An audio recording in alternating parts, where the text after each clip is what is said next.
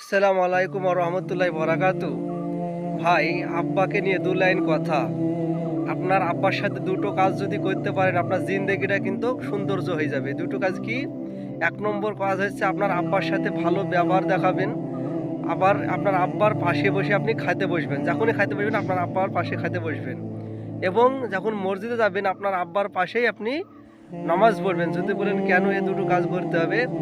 ১ নম্বর কাজ হয়েছে যখন আপনি খাতা বসবেন, তো আপনি যদি মারা যান আপনার আপনার কথা মনে পড়বে, এবং আপনার আব্বা যদি মারা যায় তা আপনার কথা মনে পড়বে। মসজিদে যখন নামাজ পড়তে যাবেন ঠিক সেম, আপনার আব্বা যদি মারা যায় আপনার কিন্তু মনে পড়ে যে আমার আব্বার পাশে আমি নামাজ পড়তাম। বেশি বেশি করে দোয়া করবেন।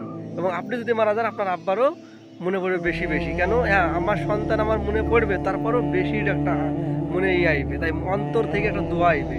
তাই ইনশাল্লাহ এই দুটো কাজ অবশ্যই করবেন, এবং মেয়েরা মাদের সাথে এই কাজ দুটো করবেন, দেখবেন ভালো থাকবে।